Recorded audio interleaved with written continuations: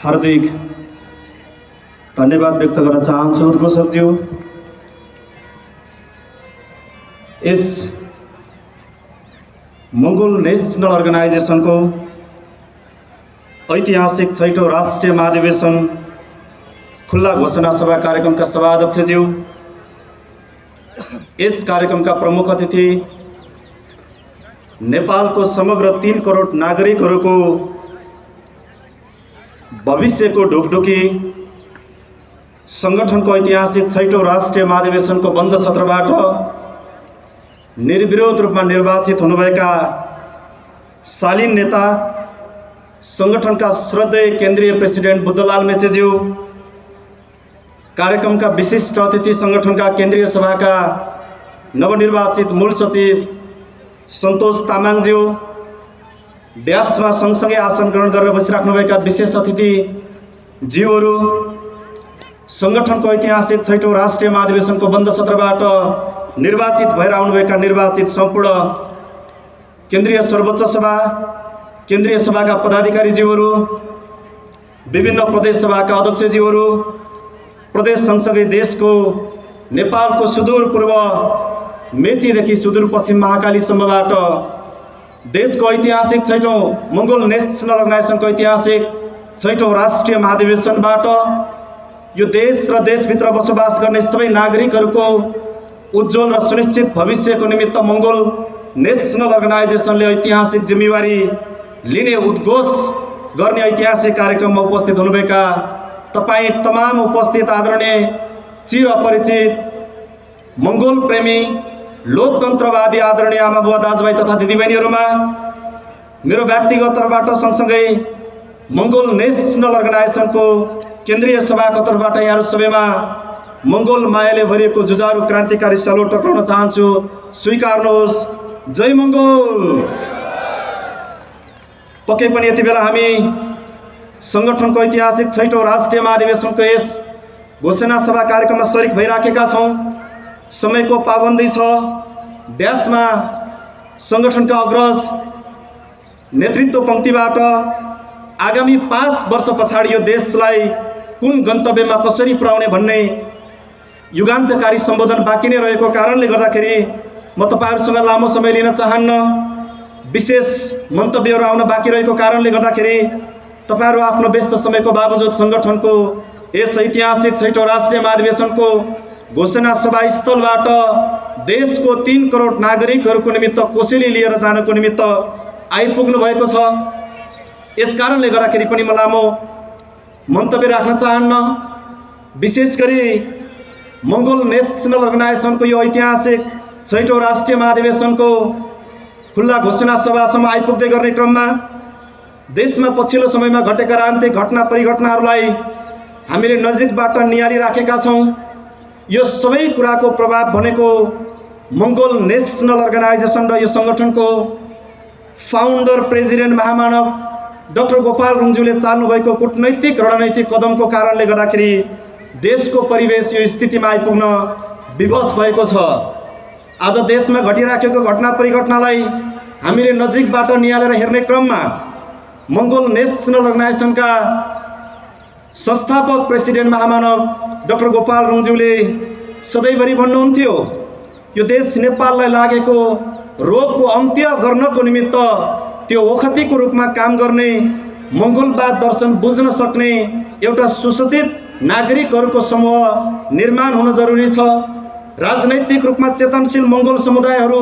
तयार गर्न जरुरी छ। सँगसँगै यो देशलाई परिवर्तनको दिशामा अगाडि बढाउनको निमित्त एउटा बृहत्तर मंगोल शक्तिको खाँचो परेको छ। जुन दिन यो देशमा बृहत्तर मंगोल शक्ति बनेर जान्छ तब मात्र देशमा रहेका यो परम्परागत मानसिक रोगी शासक वर्गहरूको हातबाट देशको सत्ता खसिसकेपछि मात्र बल्ल देशले काँचुली फेर्न थाल्नेछ भन्ने कुरा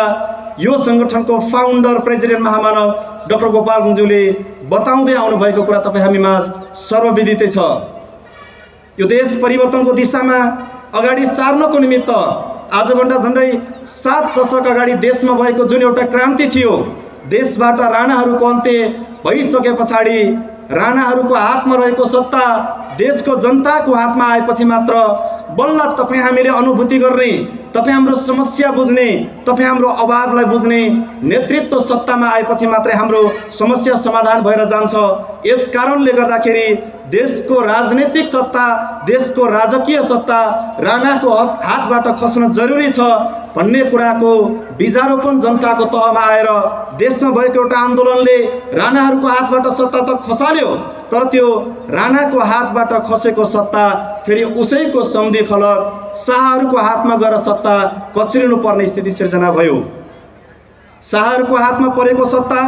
10 वर्ष बित्दा नबित्दै 2017 सालमा फेरि पनि शाह राजा महेन्द्रले सत्तालाई कु गर्दै फेरि पनि उही तानाशाही प्रवृत्तिको सुरुवात गरिसके पछाडि देशमा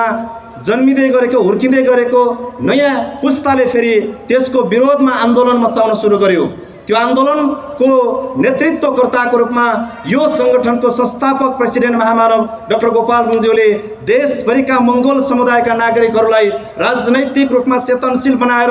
लोकतन्त्रको निमित्त अब आवाज उठाउन सक्ने नेतृत्व पंक्ति बनाएर अगाडि बढाउनको निमित्त गोपाल गुरुङले सङ्घर्ष गर्दै गरेको कुरा थाहा पाइसके पछाडि देशमा रहेका शासकहरूले मंगोल नेशनल अर्गनाइजेसन र देशको बृहत्तर मंगोल शक्तिलाई रोक्नको निमित्त फेरि पनि षड्यन्त्र गरेर 2046-47 सालको आन्दोलन, खासमा त्यो आन्दोलन भनेको शाह राजा राणाहरूको हातमा भएको एक तन्त्रीय शासन पद्धतिमा रहेको सत्ता र शक्तिलाई छिनालेर देशको बहुसंख्यक नागरिकको हातमा सत्ता र शक्ति ल्याउनको निमित्त आन्दोलन हुने परिस्थिति थियो। तर त्यति बेला पनि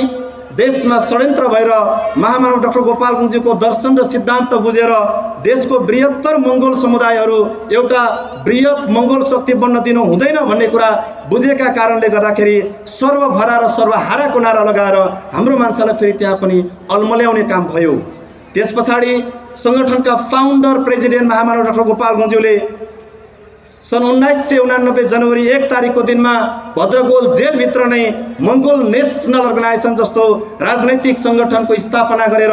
देशको सबै नागरिकहरूलाई राजनैतिक रूपमा चेतनशील बनाएर आफ्नो गुमेको हक अधिकार अस्तित्व सुरक्षित गर्नको निमित्त राजनैतिक रूपमा चेतनशील बनाउने अभियानमा अगाडि सार्दै लाँदाखेरि झन्डै त्यसको मंगोल नेशनल अर्गनाइजेसनको स्थापना भएको करिब 2 दशकको अन्तरालमा देशमा लोकतन्त्र घोषणा गर्नै पर्ने परिस्थिति बनिसके पछाडि आज लोकतान्त्रिक मुलुकमा मंगोल शक्तिहरू एकट्ठा हुन लागेको देखेको कारणले गर्दाखेरि देशका शासकहरूले अहिले षड्यन्त्र गरिराखेका छन्। महामानव डाक्टर गोपाल गुरुङज्यूले सधैँभरि भन्नुहुन्थ्यो आफ्नो गुमेको हक अधिकार अस्तित्व रक्षा गर्नको निमित्त, सुरक्षा गर्नको निमित्त तपाईँ धन पैसा दौलतमा करोडौं लाखौं अरबौं पैसा कमाएर तपाईको हक अधिकार अस्तित्व सुरक्षित हुँदैन। तपाईको आफ्नो हक अधिकार अस्तित्व सुरक्षित गर्नको निमित्त राजनैतिक रूपमा सोचबुझ राख्नुपर्छ, राजनैतिक रूपमा चेतनशील भएर एकट्ठा हुनुपर्छ। यसको निमित्त मंगोल नेशनल अर्गनाइजेसन र स्वतन्त्र रूपमा राजनीति गर्नको निमित्त लोकतन्त्रको विकल्प छैन भन्ने कुरा गोपाल गुरुङले अगाडि सारेर बढाउनु भएको कारणले गर्दाखेरि अहिले देशमा देखा परिराखेको छ, विभिन्न खालको राजनीतिक घटना परिघटना भइराखेको छ। अहिलेको देशको राजनीतिले के ग्यारेन्टी गर्न खोजिराखेको छ भन्दा अब नेपालको पोलिटिकल ब्याटल ग्राउन्डमा जम्मा 2वटा प्रतिस्पर्धा हुँदैछ, एउटा मंगोल भर्सेस आर्यनको बीचमा प्रतिस्पर्धा हुँदैछ भन्ने सन्देश देशभरि सञ्चारित हुँदैछ भन्ने कुरा बुझेको कारणले गर्दाखेरि शासकहरूले हतार दर्शकलाई झुक्याउनको निमित्त मैदानबाट मंगोल नेशनल अर्गनाइजेसनलाई बाहिर निकालेर 2वटा प्रतिस्पर्धी जन्माएर हिजो अस्ति मात्रै आजभन्दा केही दिन अगाडि देशमा एउटा आन्दोलनको सुरुवात भएको जस्तो गर्न खोज्यो। त्यहाँनिर 2वटा प्रतिस्पर्धी देखाएर हाम्रो मान्छेलाई तिमी कुन पक्षमा उभिने भनेर 2वटा प्रतिस्पर्धी उभ्याएर मंगोल नेशनल अर्गनाइजेसनलाई छायामा राख्ने, छायामा पार्न खोज्ने कोसिस गरिराखेको छ। यस कारणले गर्दाखेरि संगठनका फाउन्डर प्रेसिडेन्ट महामानव डाक्टर गोपाल गुरुङज्यूले नै देशमा मंगोल शक्ति अगाडि बढिसके पछाडि यो मंगोल शक्तिलाई रोक्न सक्ने कुनै पनि तागत नेपाल होइन, संसारमा नै छँदै छैन। यो किन छँदै छैन भन्दाखेरि विश्वमा एउटा समय यस्तो परिस्थिति आएको थियो, दोस्रो विश्व युद्धको समयमा। त्यति बेला संसारका राजनीतिज्ञहरूको निमित्त अब यो संसारमा बमको पक्ष लिएर जाने कि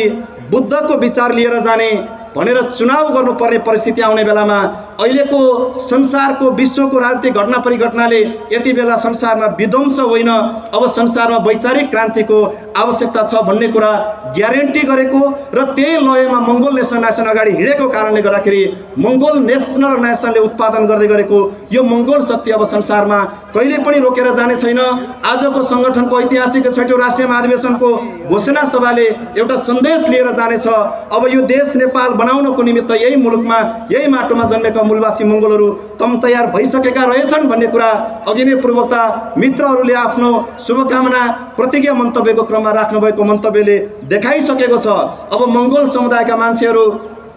परम्परागत मानसिक रोगी भएका शासकहरूको भाषण मन्तव्य सुन्नको लागि होइन,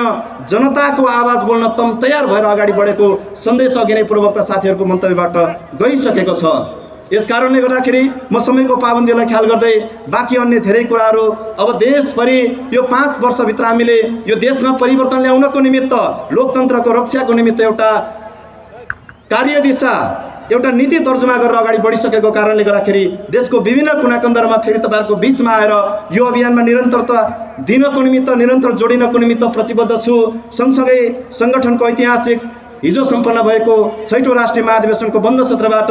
केन्द्रीय सभाको प्रवक्ता जस्तो एउटा गरिमामय पदमा निर्विरोध रूपमा निर्वाचित भएर आएको छु। यति बेला म तपाईँहरू सबैको बिचमा विशेष गरी यति बेला महामानव डाक्टर गोपाल गुरुङज्यू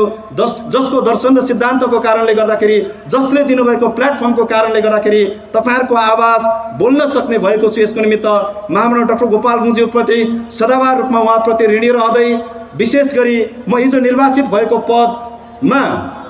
सङ्गठनभित्र सङ्गठनको निवर्तमान केन्द्रीय प्रवक्ताको रूपमा पूर्व प्रवक्ताको रूपमा सङ्गठनमा आदरणीय दाइहरू तोमराज थाम्सुवाङज्यूले त्यसै गरी आदरणीय दाइ दिलीप धिमालज्यूले पनि सङ्गठनको केन्द्रीय सभाको प्रवक्ताको भूमिका निर्वाह गरेर आइसक्नु भएको छ। सङ्गठनको निर्वाचित श्रद्धेय प्रेसिडेन्टज्यूले पनि सङ्गठनको केन्द्रीय प्रवक्ताको भूमिका निर्वाह गरेर आउनुभएको थियो। म यो कुरामा उहाँहरूको अगाडि सँगसँगै तपाईँहरू सबैको अगाडि म एउटा प्रतिज्ञा गर्न चाहन्छु। हिजो उहाँहरूले सुरुवात गरेर ल्याउनु भएको केन्द्रीय प्रवक्ताको जुन विरासत छ, म यो विरासतलाई ढल्न नदिकन मङ्गोल नेसनल अर्गनाइजेसनको केन्द्रीय प्रवक्ता भएको हैसियतले रिन्छेन तामाङ मङ्गोल नेसनल अर्गनाइजेसनलाई माध्यम बनाउँदै देशभरिको नागरिकको आवाज बोल्ने केन्द्रीय प्रवक्ताको रूपमा म सधैँभरि तपाईँहरूको बिचमा काम गर्ने प्रतिबद्धता गर्दै म तपाईँहरूको बिचबाट ओझल पर्न चाहन्छु। हस्त जय मङ्गोल।